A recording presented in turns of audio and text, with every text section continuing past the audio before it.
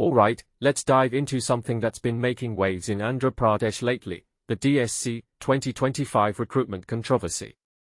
But here's the thing, I'm not just here to rehash the news. Personally, I think this story is a goldmine for understanding how reservation policies, merit, and public perception collide. So, let's break it down and think about what's really going on here. First off, the AP government has been quick to clarify that the DSC 2025 teacher recruitment process was fair and by the book. School Education Commissioner Tamim Ansaria emphasized that everything followed GO Ms. No. 77, which outlines horizontal reservations for persons with benchmark disabilities, PwBD. Now, what makes this really interesting is how the government is framing this as a transparency issue. They're essentially saying, don't believe the social media noise, we did everything right. But here's where it gets tricky. In my opinion, the real story isn't just about following rules, it's about how those rules are perceived by the public. Take the case of Devaguptapu Santosha Parvathy, an EWS candidate who missed out on a PGT, English, position. The government explains that one of the two EWS vacancies went to a visually impaired PwBD candidate under horizontal reservation. From my perspective, this is where the tension lies. People often misunderstand horizontal reservations, thinking they're taking away general seats. But what many people don't realize is that these reservations are designed to ensure inclusivity without disrupting community-based quotas. It's a layer on top, not a replacement. If you take a step back and think about it, this is about balancing merit with social justice, a debate that's as old as reservation policies themselves. Another detail I find fascinating is the case of VVV Bhaskar Reddy, who missed out on a school assistant position because the final EWS vacancy went to a hearing-impaired PwBD candidate. This raises a deeper question: how do we communicate these policies better? In my opinion, the government's response feels reactive rather than proactive.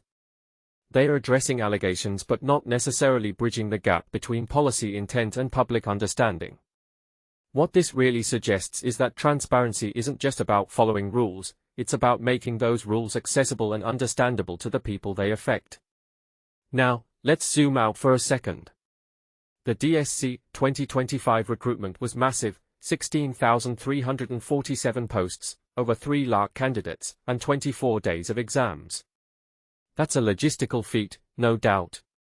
But what strikes me is the scale of grievances: 32,695 queries and 1,135 complaints.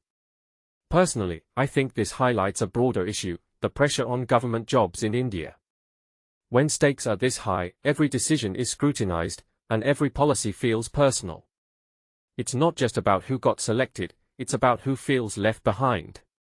And then there's the sports quota controversy, which feels like a parallel storyline.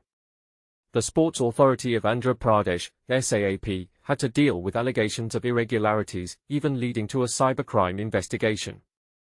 One thing that immediately stands out is how quickly misinformation spreads, especially in recruitment processes. In my opinion, this isn't just an AP problem, it's a reflection of how social media amplifies grievances, often before all the facts are out. What this really suggests is that transparency isn't enough. We need better mechanisms to address public concerns in real time. So, where does this leave us? From my perspective, the DSC 2025 row is a microcosm of larger debates about equity, merit, and trust in public systems. Personally, I think the government's clarifications are a step in the right direction, but they are just the beginning. If we want to avoid future controversies, we need to rethink how policies are communicated and how grievances are addressed. What makes this really interesting is that it's not just about Andhra Pradesh, it's about every state grappling with similar issues. If you take a step back and think about it, this is a conversation we all need to be having. Closing thought: policies are only as good as the trust they inspire. In a system where millions are competing for limited opportunities, every decision feels personal. So, here's a question for you: how can we build a system that's not just fair on paper, but feels fair to everyone involved?